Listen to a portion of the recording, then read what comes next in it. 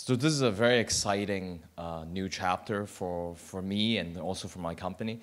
I think for people who have met me before, you will know my genuine love for Japan. You know, I've been here hundreds of times, and I really love every aspect of the culture, of the dedication to quality, and really, you know, everything is about balance. And I think we have, as a company at Melco, from our inception, we have really used these philosophies.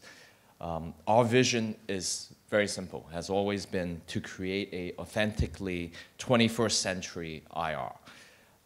And you know, our goal has always to bring a radical vision to an industry in which things haven't really changed for many years, for almost 30, 40 years.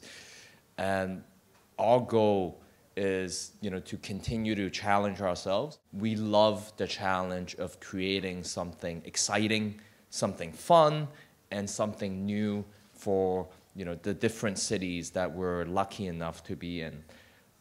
We have always been laser focused on delivering the best quality, the best entertainment, and really the most fun. So I think you're probably asking, so what is a 21st century gaming and entertainment company, and why is it the better model? You know, I think Japan is the perfect example for that.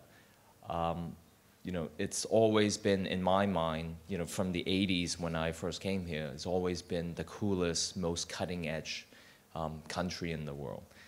And, you know, if the IRs really come to fruition, it will open after the 2020 Olympic Games.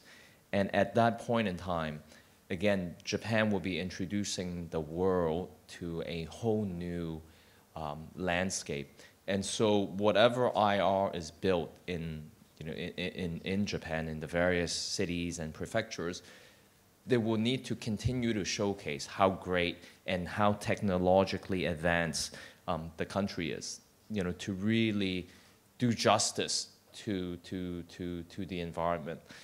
And so IR operators, we need to think big. We need to think different.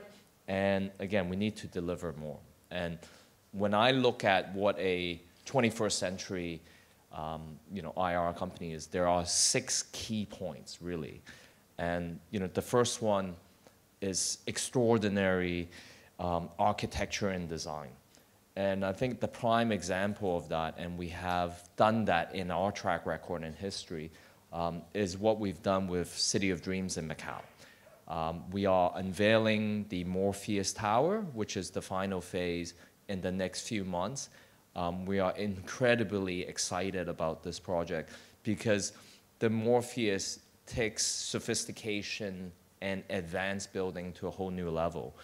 There's 5 times, there's no columns anywhere in the building. It's a 40-story building that has no columns and is held up by its exoskeleton. There's 5 times more steel in that building than the Eiffel Tower in Paris. And 10 years ago, this building would not have been possible to build because of the computer programming, the precise nature of how the beams need to connect to one another. So architecture has always been, you know, working with the greatest architects in the world, the most renowned, has always been a goal of ours, and I think any IR in Japan. Entertainment is in the DNA of Melco.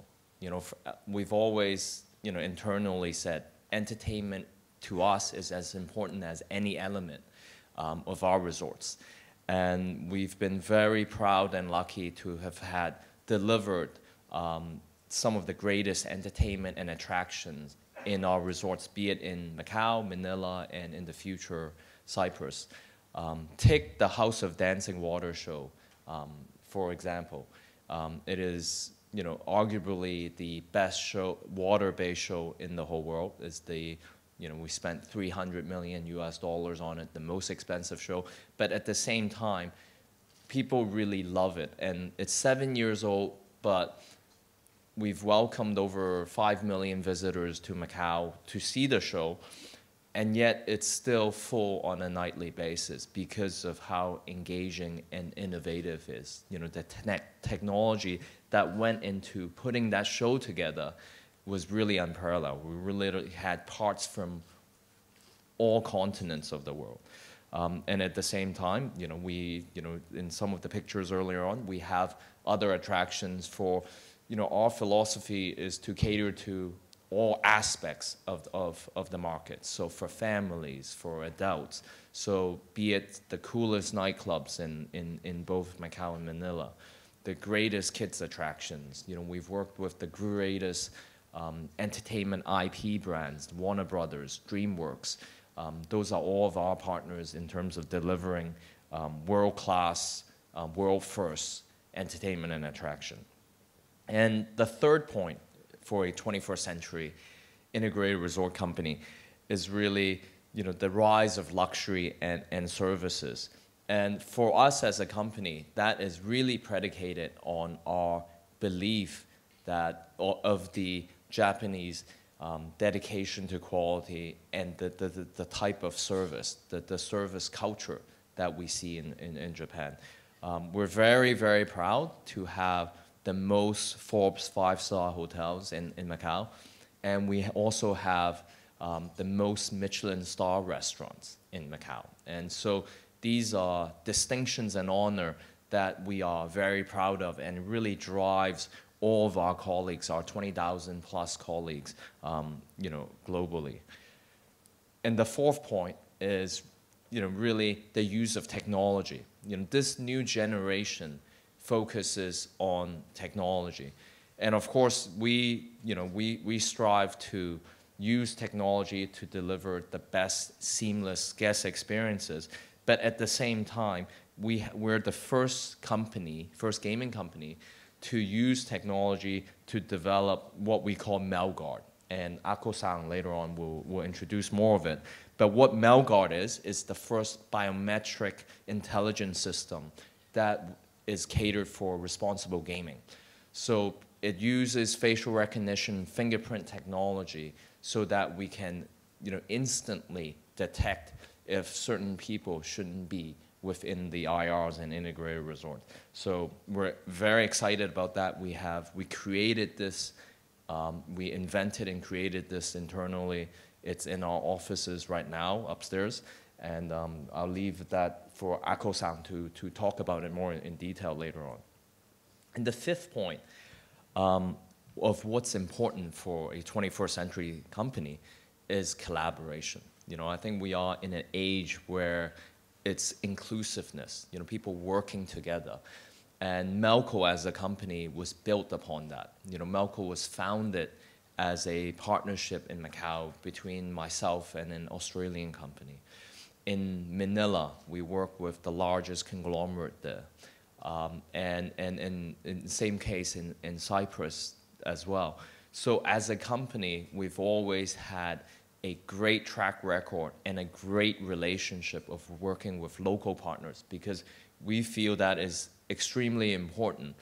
And at the same time, we look at given the size, the sheer size of these projects, we look at the government as a key partner and stakeholders. And I think in any jurisdictions that you go to, when you ask the government, we have always been their best partner in terms of delivering what they want to drive tourism to the markets. And at the same time, given the creative minds that are necessary to really build the most amazing IRs, we work with the most creative and award-winning minds from across all industries. From culinary, we work with the best chefs, to, as I mentioned earlier on, Franco Dragon, which was one of the original founders of Cirque du Soleil. You know, really, we try to make use of the best experiences and the best expertise. A 21st century company, you know, it demands better companies. And, you know, I think the corporate social responsibility is a core DNA of Melco. So take recently, Macau had its worst typhoon and hurricane in 50 years. And within 48 hours of that typhoon, we had shut down our construction site and sent 2,500 people to help the community recover from the disaster that it was.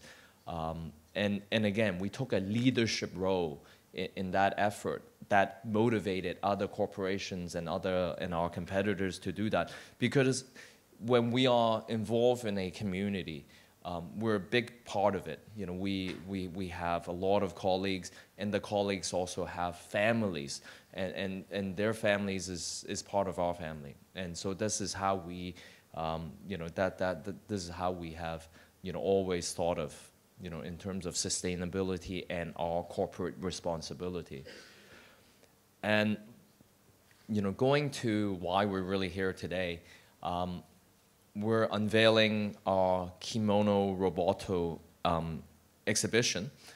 This is something that is near and dear to my heart. We've been working on this for over 3 years with some of the leading institutes, you know, in Japan, from Tokyo and also from Kyoto. And it's also part of how we think about developing in Japan, which is how Japan can inspire the world and how Japanese heritage can inspire the future. And so for, you know, I'm sure you all know, kimono is a great history and heritage, has great history and heritage in Japan. But at the same time, it is a, you know, artisan skill that is in danger. You know, the younger generation do not understand it as well as people who appreciate history. And so our goal from the very get-go for this project was, again, how can Japan inspire the world, and how can Japanese heritage inspire the future? And which is why we combine the kimonos with a futuristic, you know, futuristic look and feel to it. And so as part of the exhibit, we have 13 exotic museum piece kimonos, and together with you know, the worldwide exclusive video from Bjork, and we also have some of the greatest fashion photographers and fashion minds involved to really take this to the next level. So we're extremely excited. I hope that you can join us later on at Omotesando to see it. And leading into, you know, finally, what is our inspiration and concept if we were lucky enough to be given the opportunity to build IR in Japan.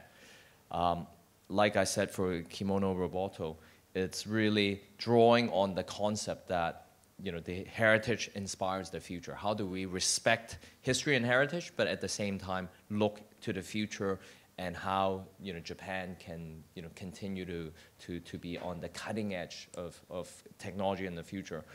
So, you know, our concept, you know, initial concept is the IR needs to fit perfectly with its surrounding. The IR cannot overpower its surrounding. That has always been our core philosophy. And so what we have done is really using a mountain rising, you know, before the rising sun, which is a very unique Japanese heritage. And, you know, what we really want is balance. You know, it's a delicate balance between the surrounding nature and what the IR can really contribute. And at the same time, it will have distinct Japanese feel to it, but and also have a very futuristic look and feel. So the inspiration is this will, if we're lucky enough, again, if I can build something in Japan, it will be a dream come true.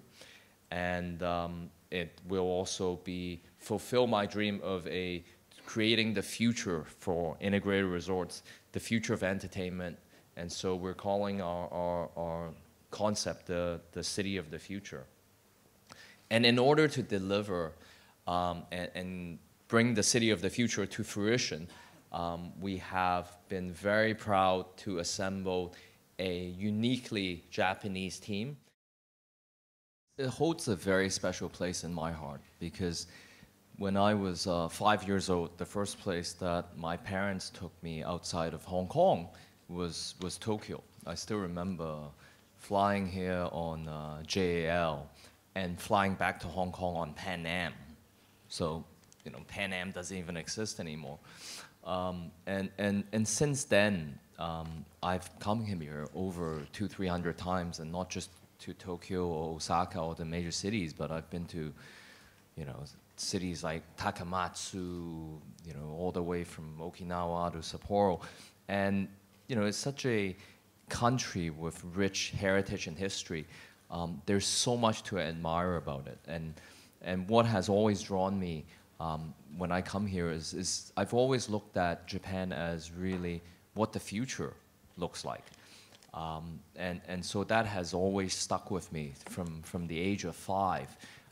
And it's no secret that some of my favorite restaurants in the world are in Tokyo, and I've actually brought those restaurants when I opened my integrated resort. So I brought the Michelin star Tenmasa tempura restaurants to Altira 10 years ago, and more recently I brought my favorite sushi restaurant, Sushi Kanesaka in Ginza. There's also a branch in this hotel, to City of Dreams. So there are so many elements that I love about Japanese architecture, Japanese landscaping, the culture, tea ceremony. We even, as a company, we took a trip last year to Nagoya and Tokyo to really study Kaizen. How can we be more efficient as a company? And so there is so much to learn, and if we were able, again, like I said earlier on, if we were able to build a IR here, it would truly be a dream come true. And also I would be the biggest hero in the eyes of my wife and daughter as well. At Melco, we have a very young and dynamic team. I'm not just the young one. We have a very young management team. And, we feel like we're the next generation. We're the generation that understands, what new customers, what new guests really want. And which is why we're very open-minded. We embrace technology, we embrace digitalization, and we embrace inclusiveness, and which is why we like working with the creative minds. We like working with the experts in different fields, and also typically in our industry, rarely do partnerships work, but we have, over the course of our history, we've made partnerships a success factor. So, again, we're here, we're here to stay. We can see it to the end, again, because we're so excited. There's the energy and excitement that my team and I have for the projects that we're involved in. And, again, if we were lucky enough to do something in Japan, that would be the ultimate, the ultimate prize, ultimate excitement for us. We embrace, as a company, we embrace different as a core DNA. When the company first started, it was all based on what can we do differently. In the past, whether it's Macau or Manila, it's people always say this is how things were always done, and it should always be done. And we really introduced different elements to that. We brought the best of East versus West. And so our company has always been based on building what's the next coolest and most amazing thing. And we focused on the evolving mass luxury market. And because some of the industry legends and my competitors, they always say bigger is better. I disagree, because bigger tend to be cheaper, and everybody can get cheap tourism. And I don't think a country like Japan wants that. You want the right affluent tourism. People who can actually contribute and are, and the more affluent tourism, the tourists are more sophisticated. They can appreciate and understand the culture a lot more than just the masses. So building a big box does nobody any good. You really, like I said in my presentation, you really need to respect your surroundings and build something that can be inclusive, and will blend in very well with it. The IR industry in Asia is still, unlike many parts of the world or the US, is still in a developing and growing phase. And of course, Macau have some of the, biggest IRs built. There's IRs in Singapore and also in Manila. But at the same time, the way I look at it has always been what we've been building in Macau and Manila is just a showcase for the Japanese government to show them what we can do. And what we propose, for Japan will be multiples of that because of the opportunity. As a country, people will visit Japan because of the natural beauty and really appreciating the culture. And so what we really, our goal is to build something that plays well and be part of that balance. That is a core consideration of ours. So I don't worry about the competition because I think, Japan right now has, slightly over 20 million annual tourists. When you look at Macau, and Macau is this place that's only 28 square kilometer in radius, so a very tiny place, is maybe Shinjuku, the size of Shinjuku. It has over 30 million visitors. Even Singapore, which is a city-state, has 15 million. So in my mind, considering how amazing this country is, it can easily be much higher. And the key for us is how can we support that from a tourism standpoint. And in terms of your second question, which was about local partners, we've been running around in Japan for over 10 years. I still have some pictures of when I went to a gaming symposium in Sapporo in 2005. We've met some great friends, built up great relationships since then, and we've met with companies on all sectors. And frankly, before the IR promotional bill was passed last December, a lot of the Japanese companies were hesitant to continue the discussion, but now they're very, very interested. To us, we take a very open mind, we have an open attitude, and it really depends on the prefecture and the city. Certain companies would be stronger in different prefectures, from one prefecture to another, and we're totally open-minded. From real estate development companies to railway companies to conglomerates. I think ultimately we're looking for open-minded and like-minded companies that are ready for a mind-blowing challenge. Like I said, we're a new generation company, and we've been looking at esports as well. We have hosted some of the most successful esports events in Manila already, and we're looking at doing the same thing in Macau and potentially even doing a permanent venue.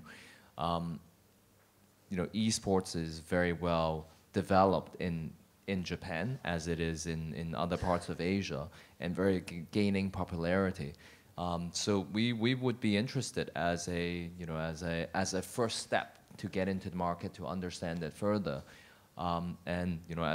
As we mentioned earlier on, Shrimpei Sound came from a similar background, and I grew up playing video games. I never thought people can win millions of dollars in US dollars in playing video games, but it's certainly an area that we have done studies on, and if there was an opportunity that arises in Japan that can help with our IR aspirations, we would definitely explore it. The pachinko industry and the IR industry is totally different.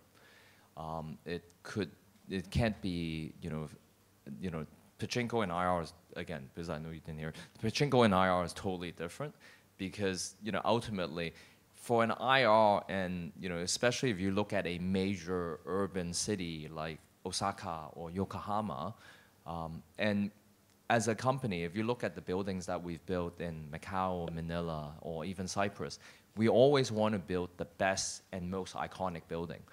And what comes with that always is a major capital expenditure. And we've never been interested in building something quick and cheap and dirty. That's not us. Some of our competitors, yes, but not us. And so if you look at the pachinko experience, it's really leveraging on neighborhoods, tiny places for people quickly to get into. What we want to build are Michelin star, Forbes 5-star, amazing, locations. So we're not afraid, and ultimately, 20 plus million tourism in Japan, I think that number will easily go up to close to 60 million in the next few years, hopefully within the next 10 years.